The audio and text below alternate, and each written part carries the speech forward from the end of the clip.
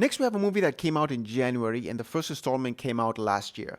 The first installment I did not like, and it actually ended up on my worst letdowns of last year.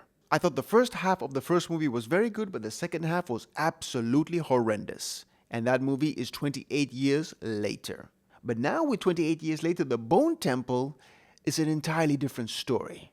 The plot of 28 years later basically takes place right after the first one, and we follow the story from there on. Literally right after. You watch the first one, then watch the second one, it flows right into the second movie. Also, for this segment of the video, for this movie, there's going to be a lot of spoilers, so I'm just letting you know beforehand. One thing I noticed about 28 Years Later and 28 Years Later, The Bone Temple, is that it's a little similar to The Walking Dead, bear with me, that we are not really focusing on the zombie apocalypse and the zombie action going on in this universe. We're focusing on the characters that are stuck in this zombie apocalypse world. Because in the entirety of this movie, there's maybe only 3 infected scenes, and one of them could be divided into 2 because they are so short. When I heard that they were making a 28 Years Later new trilogy, I expected that they were going to make something like World War Z or Train to Busan, because that's the kind of way I like my zombie movies to be. But if somebody out there hasn't seen these movies and you've seen this video first, don't go into them expecting that kind of movie. It is not World War Z, it is not Train to Busan.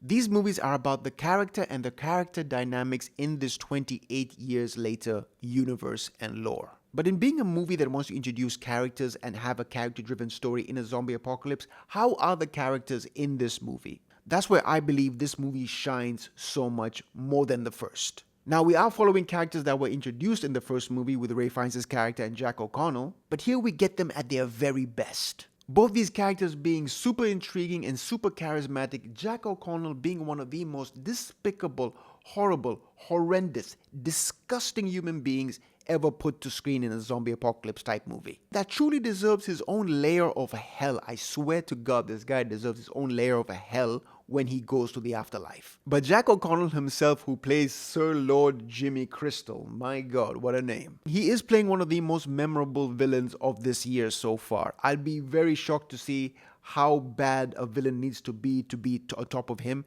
because the things that he does, he absolutely does not care about human life at all. He wants to see them in the most amount of pain, and he relishes seeing them in this kind of pain. And Jack O'Connell plays him so charismatically in such an entertaining fashion, with so many characteristics that make you laugh while you hate him so much. You broke my flow. What a 1-2 punch he's having. He was in Sinners and now he's in 28 Years Later, The Bone Temple. Both of them where he's playing villains that are really, really entertaining.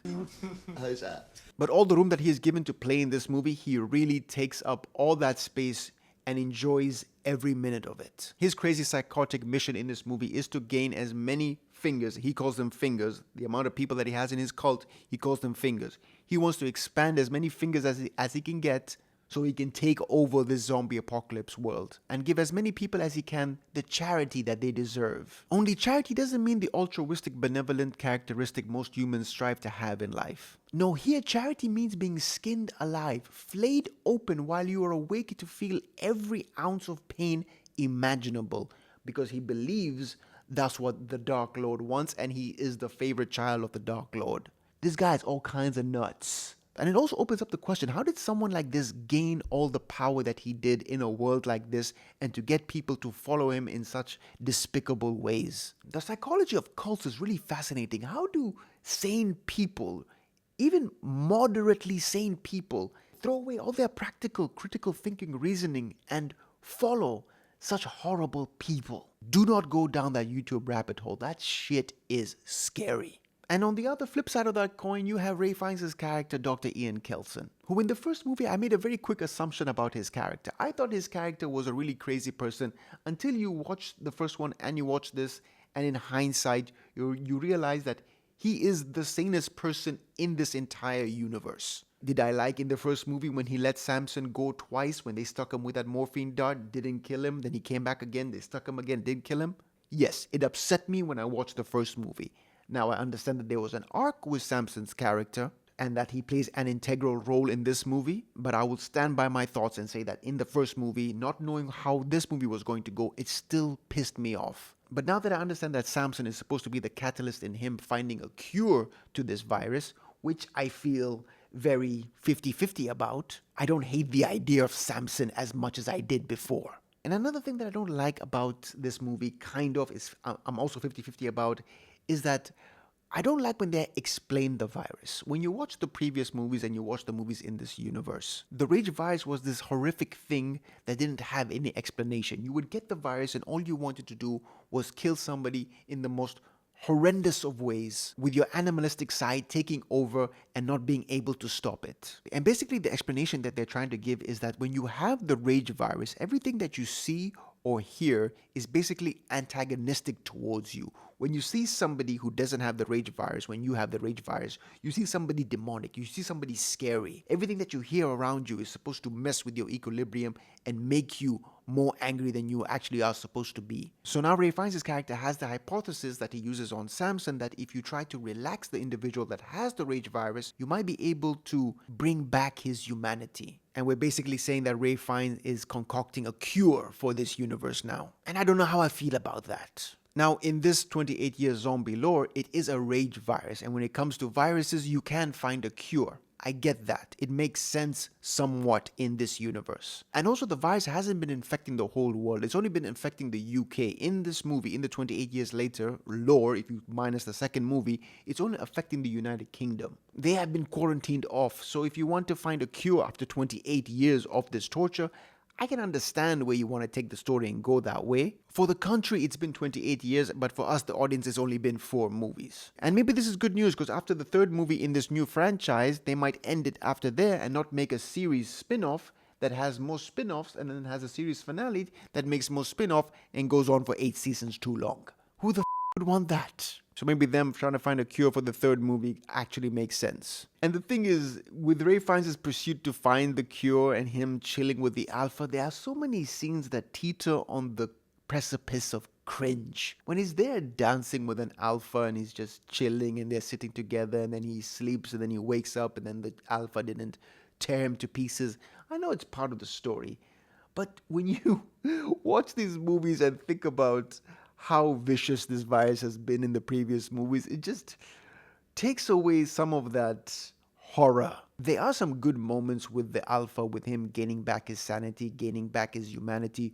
You can definitely see it in his eyes. His eyes are full red when we first see him, and then slowly you start to see the brown color that he used to have. Him remembering what it used to be human. I will say it caught me by surprise when he started saying moon. I don't have a ticket. When that happened, it definitely clicked that, oh my God, we are definitely trying to find a cure, because that guy just formed a full sentence. And I feel so bad for Ray Fiennes' character. If he was left to his own devices to try and find a cure with the Samson character and not have to deal with Sir Lord Jimmy Crystal, who now thinks that he is actually Old Nick, Satan himself, and Jack O'Connell's character now wants Ray Fiennes' character to prove to his followers that he is actually Old Nick himself. He puts on this sick-ass hardcore rock metal scene. And if you're trying to prove to everybody that you're the Dark Lord himself, the ruler of the underworld, hardcore rock and roll, pyrotechnics, blowing hallucinogens in people's face while you do a tribal satanic dance will do that pretty well. But I also kept thinking one thing. They are blowing hardcore rock and roll music this whole time, and not one rage-infected individual comes to that vicinity. They are very attracted to sound, but not one would come there. Where's the realism in your zombie apocalypse movie? But overall, I really enjoyed this movie because of how much I hated the first movie. I don't love this movie, but I found a lot of enjoyment in it, mainly because the first one left such a bad taste. And this one hasn't done very well at the box office, which is a shame, because it is better than the first one and you should definitely give it a chance. And it offers a lot more ideas than you might think. Now, am I fully with the ideas that they introduced in this movie? I'll have to see the third one and make up my mind then. And we do have Cillian Murphy coming back, so I hope he plays a very, very big role in the third one. I'm hoping he's the main character. I don't think that you would bring him back and not make him the main character, so I'm hoping that he is the main character pushing this story forward. So to give this movie its rating, if you were to ask me right after I came out of the cinema, I'd probably give it serviceable at best, teetering on, wait for the stream maybe. But after I've marinated with it and thought about the story and what the third one may be, I'll give it better than I expected. Not way better than I expected, but better than I expected it to be. If you didn't like the first one, you might like this one just a little bit more.